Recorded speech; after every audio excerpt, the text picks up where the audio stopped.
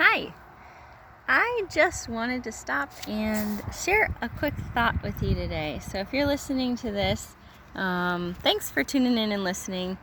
And let me know what you think about this. So I was just reflecting last week and thinking about how privileged I am and how privileged I am to do the work that I get to do, to help people every day and to be able to see the fruit of their body's healing and God working within them and the families that I care for, and it just brings me so much joy all the time.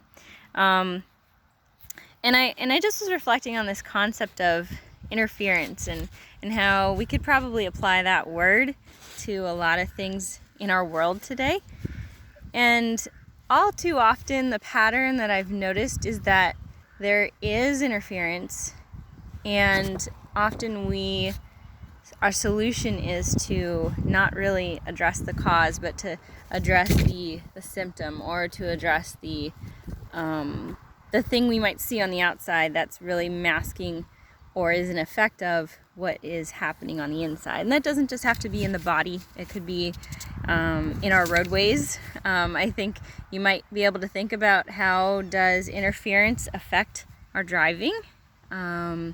With technology, how might interference affect the roads? This is the time of year that there's a lot of road work going on, and we have to pay attention to that. And we don't really want to patch that up. We really want the problem to be fixed and the cause of interference in our roadways to make travel easier and safer.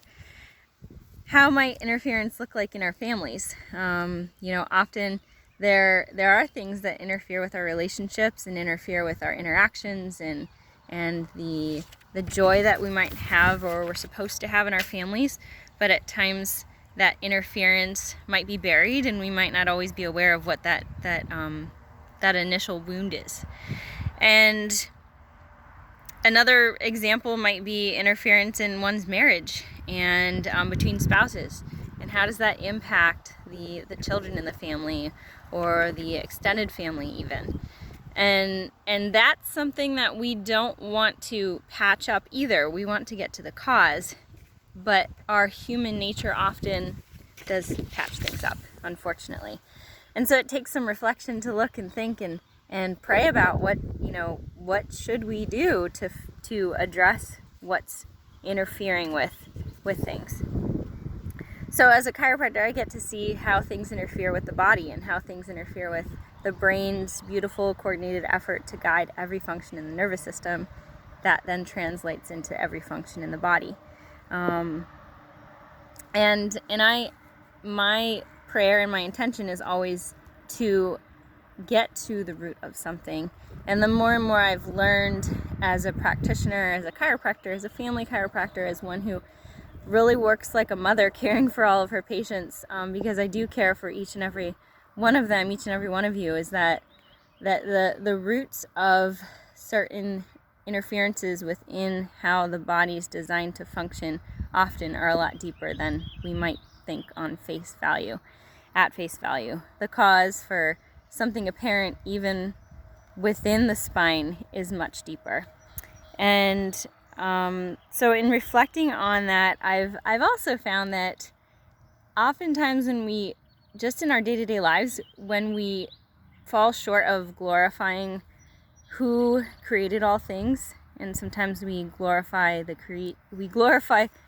creation rather than honoring creation, and glorifying the creator, that is often what leads us down the path of trying to patchwork things because our focus is off. It's shifted. So here's just a quote that I found by C.S. Lewis. It's, "Humility is not thinking less of yourself, it's thinking of yourself less." And I've learned that in all things, the ducks are running or swimming behind me. In all things, that when we think of ourselves less and we think of God more, things just become easier. And I'm sure every one of you listening to this right now has found that in your life too. A scripture passage that I was reflecting on last week that I think kind of hits the nail on the head to this point is Matthew 23:37 to 39. It's Jerusalem, Jerusalem, the city that kills the prophets and stones those who are sent to it. How often have I desired to gather your children together as a hen gathers her brood under her wings, and you were not willing. See, your house is left to you desolate. For I tell you, you will not see me again until you say, Blessed is the one who comes in the name of the Lord. And so I just want to leave this at that, and maybe this might provoke some thoughts in your heart and your mind to share with your family, to share with those you love, that in everything that we do, blessed is the name of the Lord, glorifying him in all things that we do. Not falling short of it by looking at what's going on in the world, what side we're on, what's the cause of this, and this, what's this going to lead to. Just let that all fall to the wayside and just glorify him. That's all he wants us to do. And that's really the solution to all things. Glorify him in what we do and what we eat and what we breathe and how we speak. I love you, Lord, in all of it. All things, good and bad, in the storm, in the snow, in the rain, in the sunshine, in the joy, in the sadness, and the sorrow, and the tears. He wants us to glorify him in everything. So share this with anyone you love who might need to hear it today. And God bless you. Anyone who's watched this, I'm praying for you. And I hope you have a blessed day. Thank you.